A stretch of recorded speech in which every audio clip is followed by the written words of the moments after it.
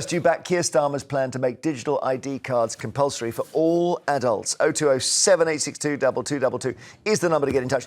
We printed out an example of what the so-called Brit card could look like. And the key thing to understand is it would be digital. So you'd need a smartphone and you click something on your phone and it would basically say this is a kind of AI thing. James Williams, right to work, right to rent. You need all the green ticks and then the police let you go. And yeah, I mean, I don't know whether there's anything there that's sort of lively. Over 18? Can't be right. Right. What do you say, Jeffrey? Well, you can't ask them to vote at 16 and then put over 18. You can't have it both ways. Well, that's just what we would call a detail. But that could be the problem. I shall come to you on that. It will have name, date of birth, photo. We don't yet know if James Williams will at some point have his address down there, which is another thing. Because as sure as you like, the cyber hackers will be onto this system within a minute. And they've done it with Jaguar Land Rover. They've cost them $1 billion. They've done it with M&S. Do you worry, Ayesha, that we put all this information in one place, someone's going to grab it? Well, I think that is a risk we all have to live with in every walk of life now, sadly.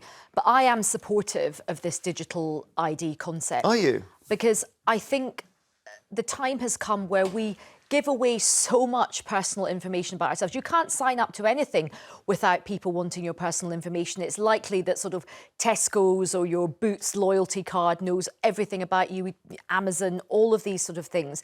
So I think we are living in an era where, you know, everything we are doing, particularly with younger people, you know, you have your bank cards online, all of that sort of thing. So I think this is inevitable. However, I do think that you know, you have to think very carefully about government competency in terms of rolling out big IT projects because it doesn't have a great track record.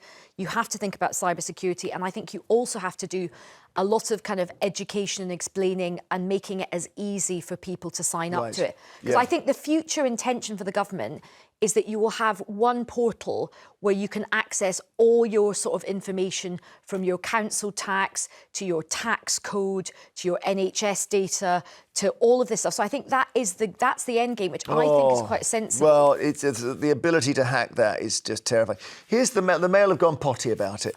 The economy is moribund, socialism rules, police come knocking if you say or think the wrong thing.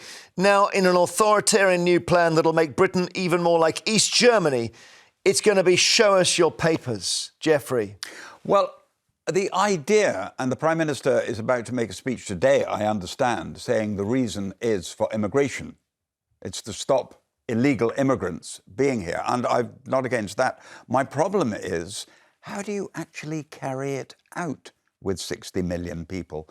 The only country on earth that's done it is Estonia, and that isn't seemed to be a great success. But the NHS has done it. The NHS did it with COVID. It's amazing. Tony Blair thought about this when he was Prime Minister, and he dismissed it. But have you not got the NHS app? Because it works quite well. We all did it with COVID, right? Yeah. I mean, that was extraordinary. We all got our COVID passes. And also, that Daily Mail headline is so ridiculous because these checks have been going on since sort of 1997 and since then.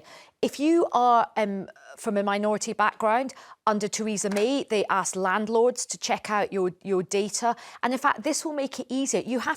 We ask employers to check people's immigration status. We ask landlords to make sure that people are sort of kosher when they sign them up. And actually having everything where you just show a code will actually cut away a lot of that red tape and bureaucracy. All right. Well, we can talk now to Rebecca Vincent, who is the interim director of the Civil Liberties Group.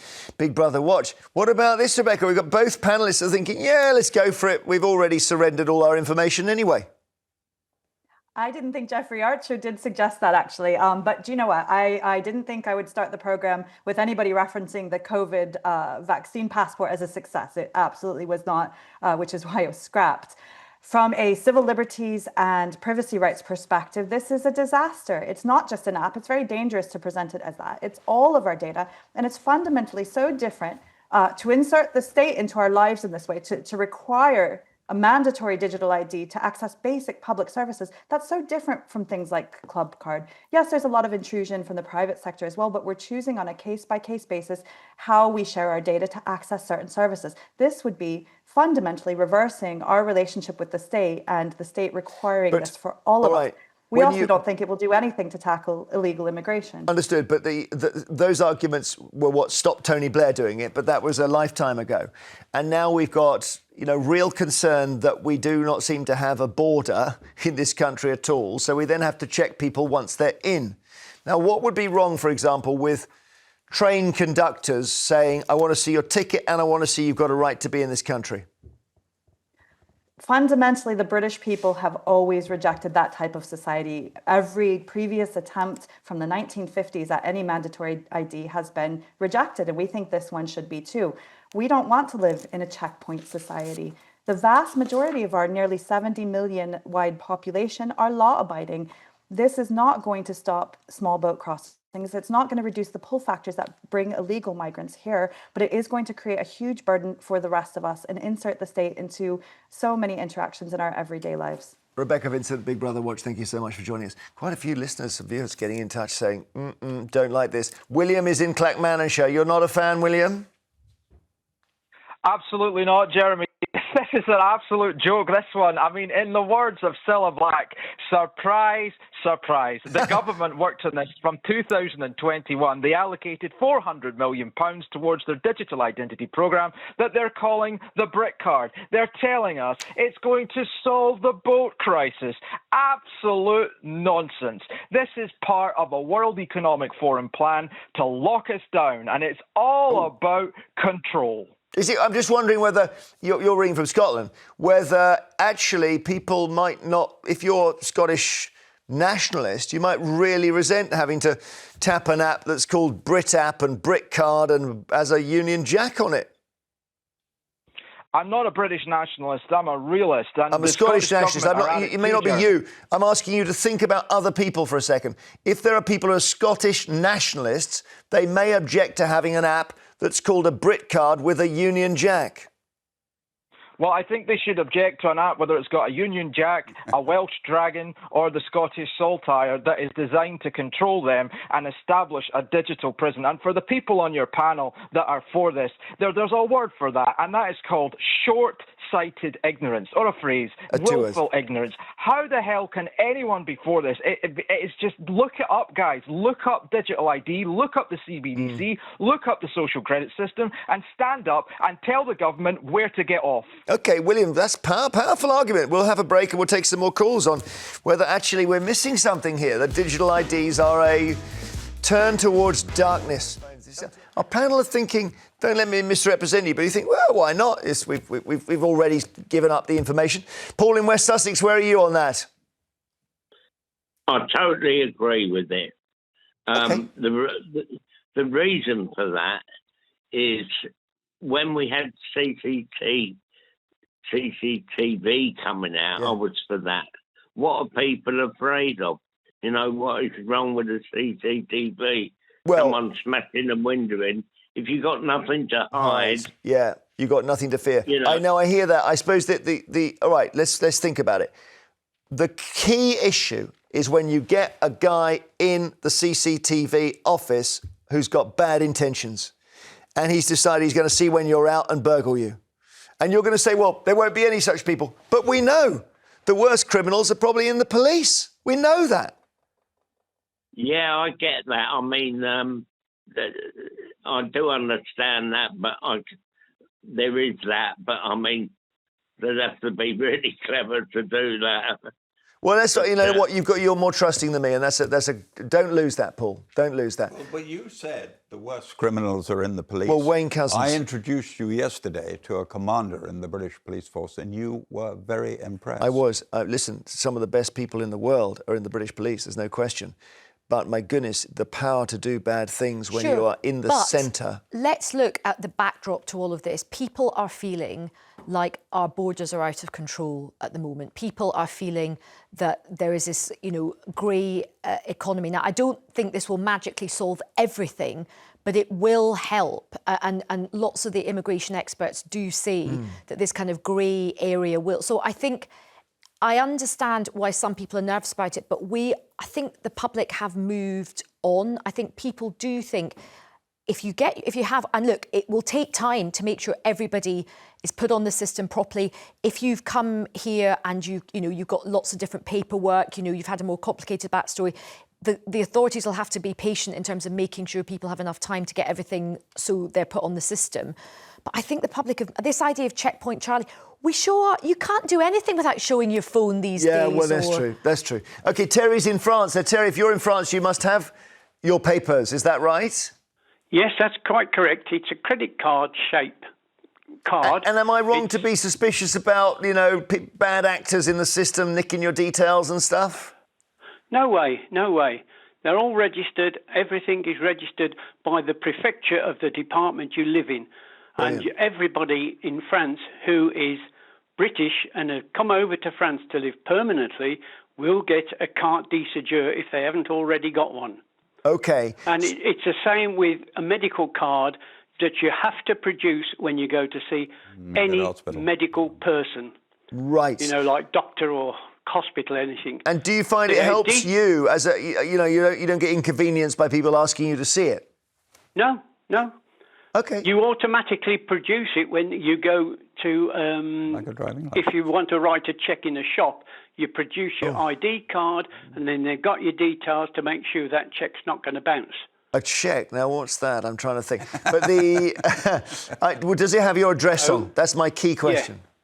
But also, against this on your phone, on your app, on your phone, how many people in Britain walk along the street with the phone in their hand and somebody comes along and snatches the phone?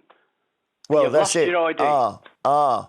What a great thing. What a great point. So your phone is snatched and the next thing is the person is trying to pass himself off as you to get into Buckingham Palace or something. Does it have your address on, I asked? No. OK. Thank you, Terry. David in Cumbria, hi. Hi, Jeremy. How are you? Well, I don't know what I think about this. I don't know whether I care or not. I don't know. You tell me what to think, David. Right. Basically, I've got a birth certificate. I've got my national insurance number. I've got a NI number, a passport and a driving licence. I don't need anything else. And the big thing for me is everything is separate. As soon as you put everything together, what right is my doctor to know my travel plans? Yeah, that's your travel plans won't be on your ID card, will they? But it'll just be basic information. But you're right. I mean, that's what I don't get, Jeffrey. If you want to prove who you are, you can carry a passport around with you. Yesterday, I went to the BBC to do an interview with you. I had to go... I was thinking, this is going to be an interesting story, and I suddenly turn up in it. And I had to go to the box. They had to look at my card. They had to take a photograph of me. They had to ring your office to make sure I was real. Did you do it? Did you do the thing? Do you know who I am? No, I didn't say that. Jeffrey. I was very quiet. You're allowed to say that. The commander and I came up to see you. It took us 11 minutes to get from there to you after they checked everything. I can remember walking in the front of that building, strolling into the lift, going up to see Terry Wogan, having a drink with him and getting on with the show. Yeah. I hate what is happening. Oh, well, I hate it too, but I think it is the modern world. I accept that. Look at the House of Parliament. Oh, look at that black screen in front of the House. Oh, it's so awful. Ugly. Yeah. It's awful, but there are also bad people that want to come in and do bad things. And when you go into into Parliament, there's heavy sort of screening. To come in this building, there's heavy screening.